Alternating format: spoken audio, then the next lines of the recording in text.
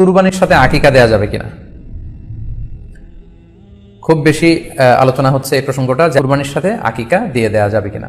এক্ষেত্রে আমরা উত্তরে বলবো যে কুরবানি এবং আকিকা আপনাদের খেয়াল রাখতে হবে যে ভিন্ন দুটি ইবাদত। প্রথম কথা হচ্ছে ইবাদত ভিন্ন দুটি ইবাদত। কারণ কুরবানি এটা বছরের একটা নির্ধারিত সময়, জিলহজের 10 তারিখে, এবং তারপরে আরো 2 দিন বা 3 দিন, এই সময়গুলোতে আপনি কুরবানি করতে পারবেন। তাহলে এটা হজের মৌসুমে জিলহজ মাসে করতে হয় কুরবানি। কিন্তু আকিকা কিন্তু এরকম না, আকিকাটা যে কোনো মাসে হতে পারে।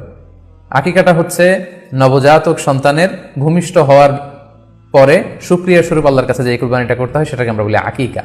হাদিসে এসেছে আকিকা। তো সেটা হচ্ছে সন্তান কখন ভূমিষ্ঠ হলো সেটার উপর নির্ভর করে। কারো সন্তান রমাদানে হতে পারে, কারো সন্তান জিলহজ মাসে হতে পারে, শাওয়ালে হতে পারে, রজাবে হতে পারে। আকিকা হচ্ছে বাচ্চা যেদিন জন্মগ্রহণ করবে, সন্তান ভূমিষ্ঠ হওয়ার 7 দিন পরে। তাহলে ভিন্ন দুইটা ইবাদত, দুই সময়ের ইবাদত।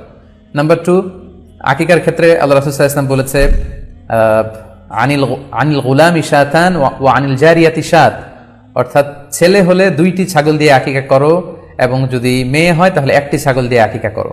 তো সেক্ষেত্রে কুরবানিতে কিন্তু এরকম বিধান নেই। কুরবানিতে কিন্তু 1টি ছাগল দিয়ে আপনি কুরবানি করলে কুরবানি হয়ে যাচ্ছে, সেখানে 2টি ছাগল দেওয়া লাগবে এমন কোনো কথা নেই। তো এভাবে আমরা বুঝতে পারতেছি, খুবই স্পষ্টত কমন সেন্স খাটালেও আমরা বুঝতে পারতেছি, এবং আল্লাহ রাসূল সাল্লাল্লাহু আলাইহি ওয়াসাল্লামের ভাষ্যগুলো অনুসারে আমরা বুঝতে পারছি দুই ধরনের ইবাদত। যদিও এই 2 ইবাদতে কিছুটা মিল আছে, কিন্তু 2 সময়ের ইবাদত, 2টা আলাদা, 2টি উপলক্ষ, 2টার আলাদা নির্ধারিত সময় রয়েছে।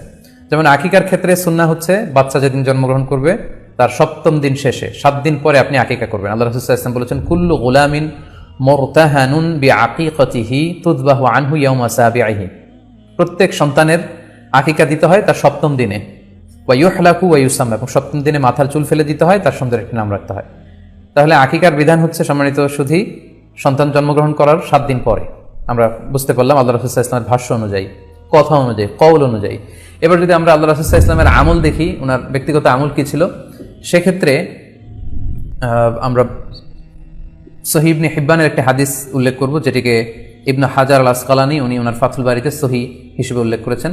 আয়েশা রাদিয়াল্লাহু তাআলা আনহার বর্ণনা, তিনি বলেন যে আক্কা রাসূলুল্লাহ সাল্লাল্লাহু আলাইহি ওয়াসাল্লাম আনিল হাসানি ওয়াল হুসাইনি ইয়াউমা সাবিঈ ওয়া সাম্মাহুমা, আল্লাহ রাসূল সাল্লাল্লাহু আলাইহি ওয়াসাল্লাম নিজে ওনার দৌহিত্র অর্থাৎ ওনার নাতি হাসান এবং হুসাইনের আকিকা নিজে করেছেন 7ম দিনে, এবং 7ম দিনে তাদের নাম রেখেছেন, একজনের নাম রেখেছেন হাসান আর একজনের নাম হুসাইন।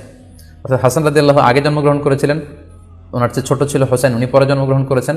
তো ওনাদের জন্মের পরে 7 দিন পরে আল্লাহ রাসূল সাল্লাল্লাহু আলাইহি ওয়াসাল্লাম ওনাদের আকিকা দিয়েছিলেন, এবং 7ম দিনে উনি আকিকাও দিয়েছেন এবং তাদের নামও রেখেছেন। তাহলে আল্লাহ রাসূল সাল্লাল্লাহু আলাইহি ওয়াসাল্লামের কওলি হাদিস, ওনার ভাষ্য মতে আমরা জানলাম উনি বলেছেন 7ম দিনে আকিকা দিতে হয়, এবং ওনার ব্যক্তিগত